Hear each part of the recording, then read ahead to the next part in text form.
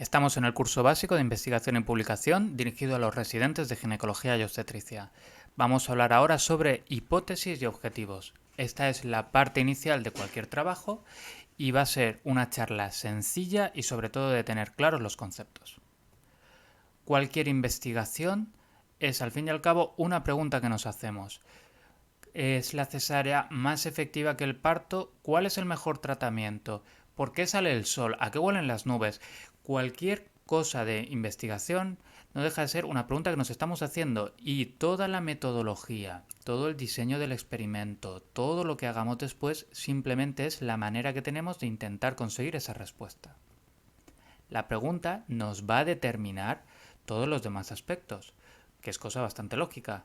Si yo quiero hacer, por ejemplo, mi pregunta es ¿cuál es la seguridad de la cesárea? Pues tendré que buscar variables que estén relacionadas con ese tema. O supongamos que yo quiero hablar sobre mortalidad de la cesárea neonatal a largo plazo, pues probablemente tendré que diseñar un estudio prospectivo o de cohortes porque van a necesitar años. Esa pregunta podemos ver en distintos niveles, que lo clasificamos en pregunta, hipótesis y objetivo. Están todos relacionados. La pregunta sería lo más informal, lo más abstracto, que sería lo teórico, esto es lo que estás hablando en la cafetería, pues la cesárea es mejor, es peor. Mientras que el objetivo sería lo más concreto, ya sería con vistas al estadístico, con vistas a hacer el análisis. Estás buscando concretamente la comparación entre la media de muertes neonatales de la cesárea versus la media en el parto vaginal. Vamos a hablar durante la charla de estos tres aspectos. Pregunta. El de pregunta, como decimos, es que todos los estudios, todos tienen siempre detrás una pregunta que nos estemos haciendo. En las investigaciones originales habituales es más fácil de encontrar o de entender. Pues si estoy haciendo la detección del cáncer de ovario, la pregunta es ¿cómo puedo detectarlo? ¿Cómo podemos conseguirlo mejor? Un caso clínico como el de la derecha también tiene una pregunta, aunque la pregunta solo sea ¿qué es esto? O bien una revisión bibliográfica. La pregunta ahí sería ¿qué sabemos sobre este tema? Vamos a hablar también relacionado con la pregunta sobre la pregunta clínica y la medicina basada en la evidencia. La medicina basada en la evidencia sabemos que es una metodología de trabajo. Tengo en la consulta una paciente con un aborto diferido y me pregunto ¿cuál es el mejor tratamiento según la evidencia? Y eso es la medicina basada en la evidencia, que es lo que debemos utilizar. Para saber cuál es el mejor tratamiento, el primer paso precisamente será saber cuál es la pregunta clínica que nos estamos haciendo. Bien, en este caso, para hacer la formulación se suele utilizar la estructuración PICO.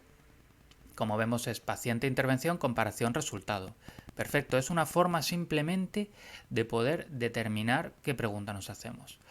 En nuestro caso que estamos hablando, pues paciente con aborto diferido, intervención, pues sería legrado, comparación, tratamiento farmacológico, resultado, pues eficacia.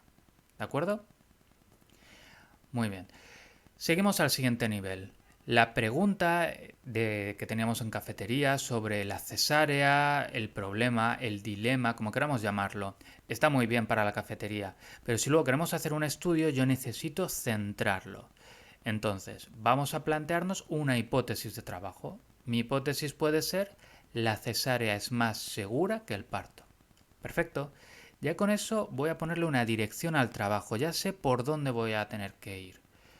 Ahora, ocurre una cosa, esta hipótesis con la que estoy trabajando es algo subjetivo. Entonces, como esto es ciencia, tenemos que hacer una hipótesis objetiva. Vamos a hacer una hipótesis nula, una alternativa y haremos un contraste de hipótesis, que será el estudio. ¿Cuál es la hipótesis nula? La hipótesis nula asume que no hay relación entre las variables. Los gatos no tienen preferencia por la forma de la comida, el crecimiento de las plantas no se afecta por la luz o la vía de parto no se ve afectada por si es una cesárea, si es la seguridad no se ve afectada si es una cesárea o un parto. Muy bien, esa es la hipótesis nula. Y la hipótesis alternativa será lo contrario. Sí hay diferencia. Otra cosa será qué tipo de diferencia, pero en este caso es contrastar la nula contra la alternativa. Y pasamos ya a lo último, objetivos. Los objetivos es formular esa hipótesis de una manera que un estadístico pueda operar adecuadamente. Ya está. El caso típico que hablamos de las residentes valencianas. Puedo tener una residente valenciana que es bastante espabilada, otra está publicando mucho y yo puedo tener una duda sobre, no sé, son capaces. Bien, nos hemos planteado una hipótesis. Las residentes valencianas son más inteligentes que las murcianas. Hacemos la hipótesis nula y alternativa. Bueno, pues yo solo tengo que traducir en un objetivo, tengo que hacer una formulación, que en este caso será comparar la inteligencia entre residentes valencianas y residentes murcianas. De esta manera, un estadístico que no sepa ni dónde está Valencia, lo que le interesa es que va a hacer una comparación entre variable 1, que es inteligencia, y variable 2, que es el lugar de origen. Ya está. Distinguimos también entre objetivos primarios y secundarios. El objetivo primario es el principal, es de lo que va nuestro trabajo. Normalmente se estructura, pues como vemos, verbo, aspecto de estudio, grupo 1, grupo 2. Verbo, puedes evaluar, comparar, analizar. Aspecto de estudio, seguridad, eficacia, eficiencia. Y grupo 1, grupo 2. Normalmente solo hay un objetivo primario. Y el objetivo secundario, pues son temas relacionados y que pueden ser usados para el razonamiento del objetivo primario y suelen ser más de uno. En nuestro caso, pues ya que voy a investigar la inteligencia, pues voy a coger también los datos sobre simpatía o habilidades sociales. ¿Es nuestro objetivo primario? No, yo quiero saber si son más inteligentes. Pero es que a lo mejor esa sensación es porque parecen más inteligentes o porque me caen bien. Y como me caen bien, pienso que lo son. ¿Ves? Estoy utilizando para el razonamiento, aunque está relacionado. Un ejemplo muy típico puede ser lo de mortalidad y morbilidad. Si yo quiero saber si una cesárea es peor que un parto, mi objetivo primario será la mortalidad. ¿Por qué? Porque mortalidad es niños muertos, sí o no. Y si yo digo hay mayor mortalidad con la cesárea, me va a dar más cosa hacerlo. Pero si hablamos de morbilidad, que la cesárea aumenta la morbilidad, ya dices, vale, pero ¿qué entendemos por morbilidad? Porque morbilidad puede ser niño casi muerto porque tiene un Apgar bajísimo, o puede ser que ha necesitado ventilación durante 30 segundos y ya está, sin importancia. Son temas relacionados, porque casi mueren, y se usa para los razonamientos. Es importante entender que los objetivos que establezcamos tendrán que ser discutidos y las conclusiones saldrán de ahí. Si me marco 4 objetivos, tendré que tener 4 conclusiones. Y ya está. Esos son los conceptos. Y podréis decir, vale, pero esto a mí ¿para qué me sirve? Este curso, la idea no es aprender cosas teóricas, porque probablemente estén mejor explicadas en otros lados, sino intentar ser prácticos y que podáis aprender a hacer vuestras investigaciones por vuestra cuenta y de manera espontánea. Así que vamos a hacer un ejemplo con todo esto que hemos visto. Vamos a hablar sobre la cuestión, el problema del forceps y vacuo. ¿Cuál es mejor? Siempre tenemos dudas, uno y otro. En algunos hospitales hacen más de uno, en otros hacen de otro, o un adjunto concreto hace más de uno u otro. Bueno, pues es típico en nuestro hospital que casi todos son cesáreas, son cesáreas, eso va aparte. Casi todos son ventosas, pues quieres hacer algún forceps porque hay 2 adjuntos que los hacen. Muy bien. Y un día por fin en una guardia consigues hacer un forceps y le partes la cara al crío. Aparte de estar llorando en casa, pues tú ya te preguntas, pero entonces, ¿qué es mejor? No lo entiendo, ¿por qué hacemos las dos cosas? ¿Cuál es más segura? ¿Qué está ocurriendo en nuestro hospital? Pues a raíz de eso vamos a seguir el procedimiento que hemos hablado. Tenemos la pregunta general, que es forceps o ventosa. Perfecto. Voy a plantearme una hipótesis de trabajo, y es que la ventosa es más segura que el forceps. Hacemos la hipótesis nula y la hipótesis alternativa y ya marcamos un objetivo. Evaluar la seguridad de forceps y ventosa. Vale. Voy a marcar como objetivo primario comparar mortalidad neonatal, forceps, ventosa. Y los secundarios, la mortalidad materna, morbilidad neonatal y morbilidad materna. Muy bien. Vamos ahora a sacar, esto lo veremos en la charla de metodología, que explicamos estos 5 puntos. pero simplemente para ver que al final todo esto está relacionado, las charlas están relacionadas y de que empezando con que le has partido la cara a un niño, ¿cómo podemos terminar el estudio? Bueno, pues vamos a aplicar un diseño de estudio de casos y controles. ¿Por qué? Porque todas las maternidades tienen datos perinatológicos, pues vamos a aprovecharlos ya que los tenemos, un retrospectivo. Metodología, recuperamos los datos, las variables y hacemos los análisis. Perfecto. Población de estudio, vale, pues he decidido coger los últimos 10 años.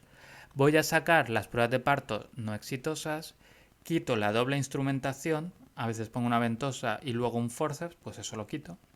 Y voy a quitar los fetos que tengan problemas. Muy bien. Tipos de variables, pues aquí he decidido incluir algunas. Variables de instrumentación, tipo, plano, hora, persona, porque a lo mejor no es que sea más segura la ventosa, es que es más seguro el adjunto que lo está haciendo o la hora a la que estás haciendo.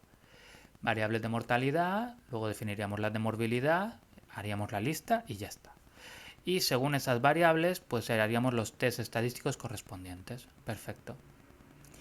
Vemos entonces que con un problema que hemos tenido, hemos podido desarrollar toda la metodología. Es que será mejor o peor. Podremos limar algunas cosas, pero lo importante es que siguiendo este proceso ya lo hemos determinado y que esto es la investigación que se hace, esto es lo que se publica.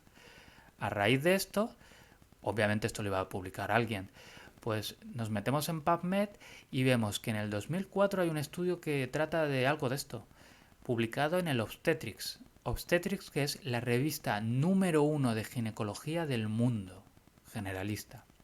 Y vemos que ha recogido los datos de los partos, las heridas, y que su conclusión es que con el forceps son más comunes las heridas maternas, las lesiones. Perfecto, ya con eso te has aclarado, ya sabes que probablemente mejor utilizar ventosa y cuando tu adjunto te diga vamos a poner un forceps, podrás decirle no lo hagas porque tiene más lesiones. A ver quién se atreve a hacerlo. Vamos a las conclusiones. Hay que tener claros los conceptos. Esto es bastante sencillo. Pero eso, distinguimos entre la pregunta, el problema, el estoy en la cafetería haciendo filosofía sobre parto cesárea, la hipótesis, que es con lo que yo me marco cómo empiezo un trabajo, y los objetivos, que son las operaciones principales que hago. Nos determinan todo el estudio de investigación, como decimos. Si yo no tengo claro mi pregunta, ¿cómo voy a saber qué variables voy a coger?